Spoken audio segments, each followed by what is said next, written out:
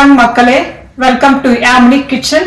இன்னைக்கு நம்ம செய்ய போற ரெசிபி வந்து evening snacks potato cheese ball. இது வந்து 4ல இருந்து 5 பேருக்கு தேவையான அளவு செய்ய போறோம். குழந்தைங்களுக்கு ரொம்ப பிடிக்கும்.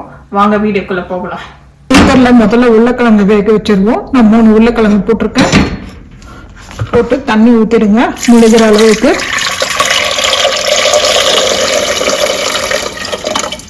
தண்ணி ஊற்றின உடனே குக்கர் மூடி போட்டுருங்க.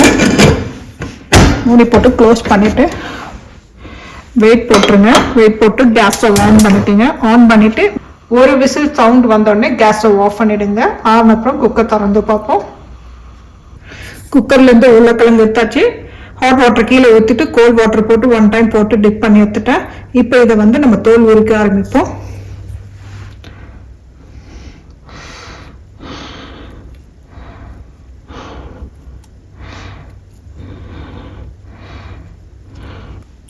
உருளைக்கிழங்கு தோல் உரிச்சாச்சு. இப்போ வந்து இதை மசிச்சு எடுக்க போகிறோம். உங்கள்கிட்ட மேஷர் கம்பி இருந்ததுன்னா இந்த மாதிரி போட்டு ப்ரெஸ் பண்ணி எடுத்துக்கோங்க. இல்லைன்னா உங்களுக்கு எது கம்ஃபர்டபுளோ அதை போட்டு மசிச்சுக்கோங்க.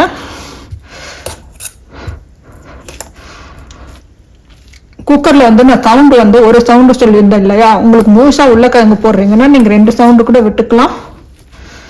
கட் பண்ணி போடுறீங்கன்னா ஒரு சவுண்டோட ஆஃப் பண்ணிடுங்க.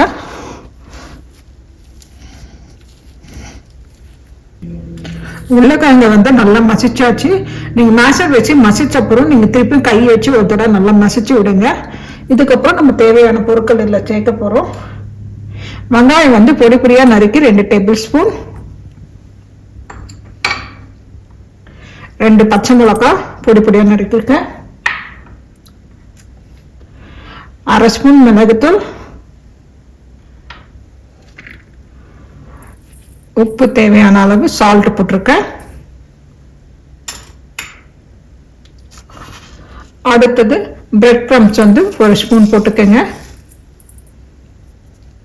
இப்போ இது எல்லாத்தையும் சேர்த்து நல்லா மசிச்சு விடுங்க. கையாலே நீங்க பிசைந்து விட்டுக்கலாம்.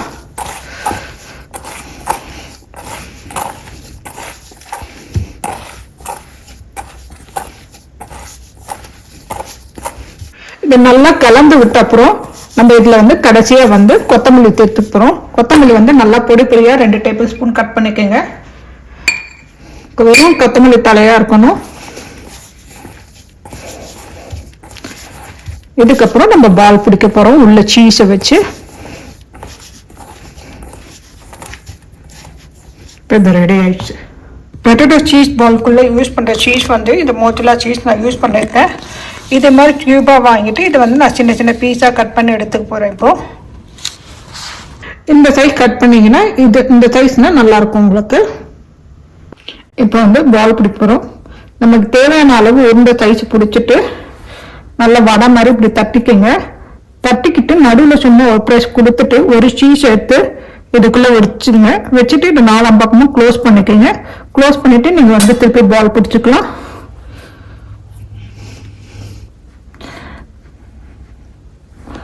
பாருங்க, இது மாதிரி எல்லாரும் உருண்டை பிடிச்சி நடுவில் ஒரு அழுத்திட்டு திருப்பி நடுவில் சீஸ் வச்சுக்கிங்க.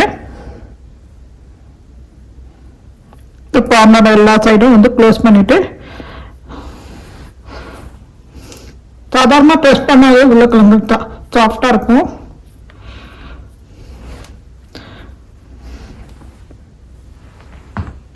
இங்க பாருங்க, மொத்த உருளைக்கிழங்கும் நம்ம பால்ஸ் பிடிச்சாச்சு. இது வந்து மொத்தம் 17 உருண்டை வந்திருக்கு. நீங்க ஒரு சைஸ் பெருசா விடனா இன்னும் கம்மியா வரும், அவ்வளவுதான். அடுத்தது இதை வந்து நம்ம வந்து டிப் பண்ண போறோம். டிப் பண்றதுக்கு நம்ம சாஸ் ரெடி பண்ண போறோம். அதுக்கு சின்னதா ஒரு பவுல் எடுத்துக்கோங்க. 2 டேபிள் ஸ்பூன் மைதா மாவு, 2 டேபிள் ஸ்பூன் கார்ன்ஃபிளவர், தண்ணி கொஞ்சம்,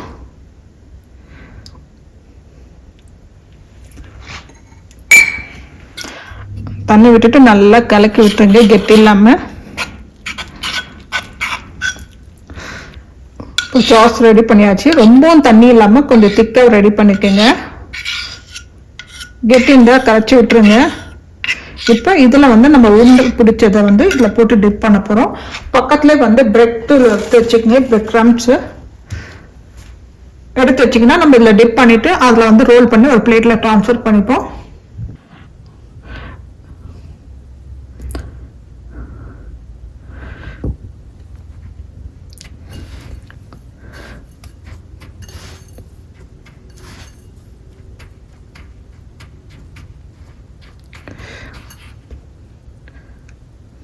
இதே மாதிரி நீங்கள் எல்லாத்தையும் வந்து டிப் பண்ணி பிரெட் க்ரம்ஸில் போட்டு ஒரு பிளேட்டில் ட்ரான்ஸ்ஃபர் பண்ணிக்கோங்க.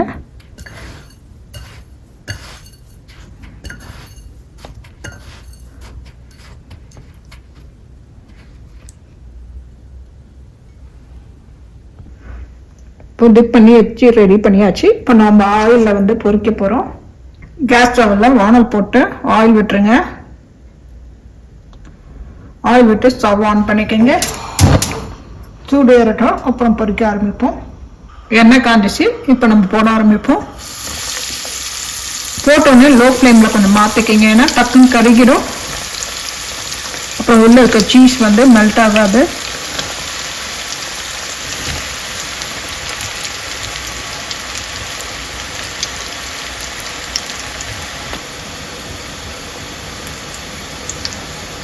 நீங்கள் லோ ஃப்ளேமில் மாற்றின அப்புறம் திருப்பி வந்து மீடியம் ஃப்ளேமில் வச்சுக்கோங்க. ஏன்னா நம்ம முதல் போடும்போது அது வந்து ஹீட் வந்து அதிகமாக இருக்கும், போட போட வந்து ஹீட் குறைஞ்சிடும். ஸோ அதனால் மீடியம் ஃப்ளேமில் மாற்றிக்கிங்க. மாற்றிட்டு லைட்டாக திருப்பி விடுங்க. கீழே இருக்கிறது மேல் பக்கத்துலையும், மேலே இருக்கிறது கீழ் பக்கத்துலையும் திருப்பி விடுங்க. அப்போ தான் சுற்றி எல்லா பக்கமும் கலர் ஒரே கலராக வரும், வேகும். இப்போ கலர் மாறிடுச்சு, எடுத்துருவோம். சம்டைம்ஸ் வந்து ஹீட் அதிகமாக போயிட்டு உள்ளே இருக்க சீஸ்லாம் மெல்ட் ஆகி வெளியே ஆரம்பிச்சிடும். 1-2 அது மாதிரி வரும். அதனால ஃபஸ்ட் டைம் ட்ரை பண்ணுறவங்களுக்கு அது வரும், அப்புறம் போக போக பழகிறவங்களுக்கு. அடுத்தது மீதி இருக்க உருண்டெல்லாம் பொரிச்சு எடுத்துக்கோங்க. அதே மாதிரி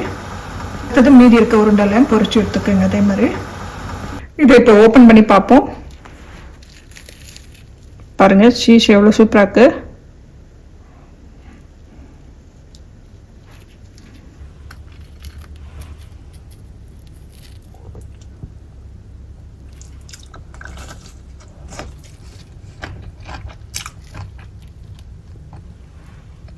சூப்பரான ஈவினிங் ஸ்நாக்ஸ் ரெடி ஆகிடுச்சு. Potato cheese ball. இது குழந்தைங்களுக்கு ரொம்ப பிடிக்கும். வீட்டில் ட்ரை பண்ணி பாருங்கள், ஈஸியாக தான் இருக்கும். நான் சொன்ன குவான்டிட்டி நீங்கள் பண்ணிங்கன்னா உங்களுக்கு 17 பீஸ் வரும். எப்படி வந்தது சொல்லுங்கள். லைக் பண்ணுங்கள், ஷேர் பண்ணுங்கள், கமெண்ட் பண்ணுங்கள், மறக்காமல் சப்ஸ்கிரைப் பண்ணுங்கள்.